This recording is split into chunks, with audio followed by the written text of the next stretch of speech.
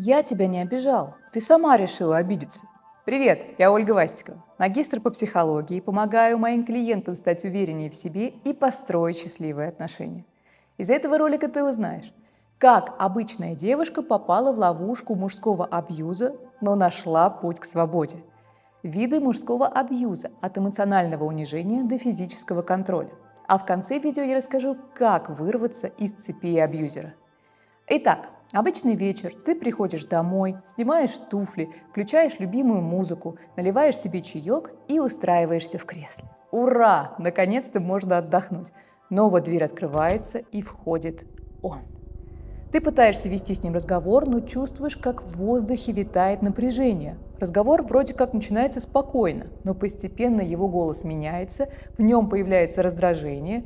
Ты пытаешься его успокоить, но кажется, что каждое твое слово лишь усиливает его гнев. Ты сжимаешься внутри, пытаешься укрыться от его слов.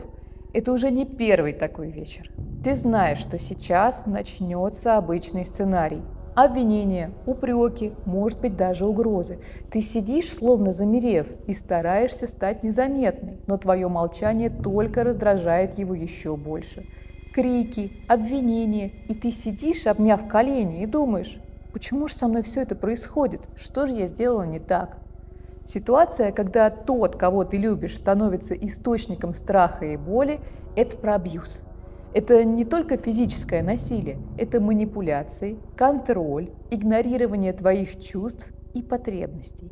А самое страшное – это ощущение одиночества и непонимания, когда кажется, что никто не может тебе помочь. Вот история одной из моих клиенток, Ани. Она именно про абьюз. Аня, 26 лет, работает аналитиком в Санкт-Петербурге.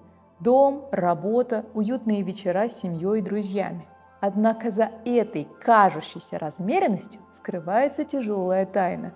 Она страдала от мужского абьюза.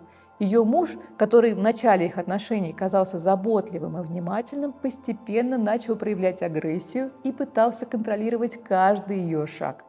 Проверки телефона, неожиданные визиты на работу, запреты на общение с коллегами и даже с неугодными ему родителями. Аня чувствовала себя зажатой и несчастной. Она теряла свою индивидуальность под грузом его упреков и требований.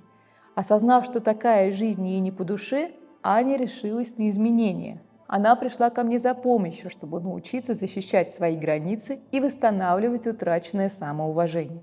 Мы начали работать над ее уверенностью в себе и анализировали паттерны абьюзивных отношений и искали пути для освобождения от этих отношений. Аня училась говорить «нет», требовать уважения к своим чувствам и потребностям.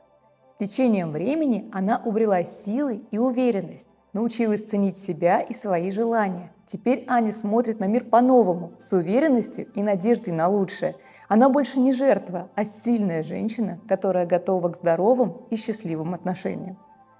В конце видео я поделюсь, какими конкретными методами и подходами мы с Аней смогли добиться этих преобразований. Если ты хочешь получить консультацию, то заполни анкету, ссылку в описании и в закрепленном комментарии под видео. Сама консультация бесплатная и поможет тебе найти ответы на тревожащие тебя вопросы.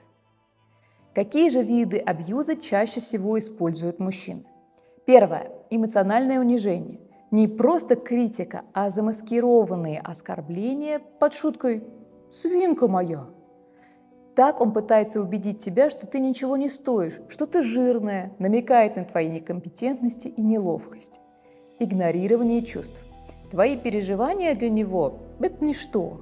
Он игнорирует и пренебрегает твоими эмоциями. Он делает вид, что ты преувеличиваешь или слишком эмоционально. Да что ты себя накрутила? Не выдумывай. Контроль и ограничение свободы. Контроль над твоими финансами, временем, друзьями, даже за одежду. Он диктует, как ты должна жить, подавляя твою независимость. Злоупотребление ревностью. Постоянное обвинение в неверности, проверка телефона и социальных сетей. Он использует ревность как инструмент контроля и подавления. Манипуляция чувством вины. «Ты опять меня выводишь из себя», — говорит он и заставляет тебя чувствовать себя виноватой за все проблемы в отношениях. Давление. Принуждение к интимной близости без учета твоих желаний и границ. Твои чувства и предпочтения игнорируются или принижаются.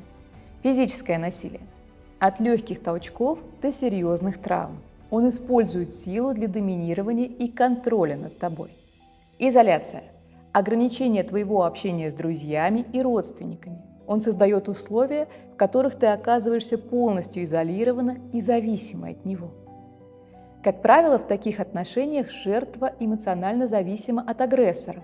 Жертва часто испытывает беспомощность, неверие в себя и низкую самооценку, что, конечно же, очень радует абьюзера.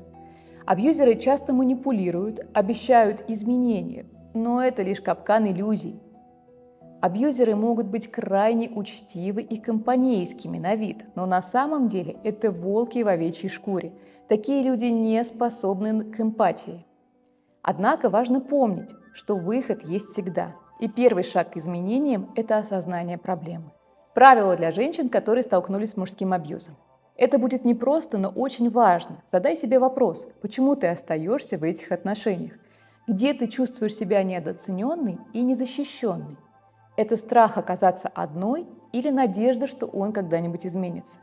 Как только ты начнешь понимать свои истинные чувства и мотивы, ты сможешь сделать особенный выбор и избежать повторения болезненных отношений.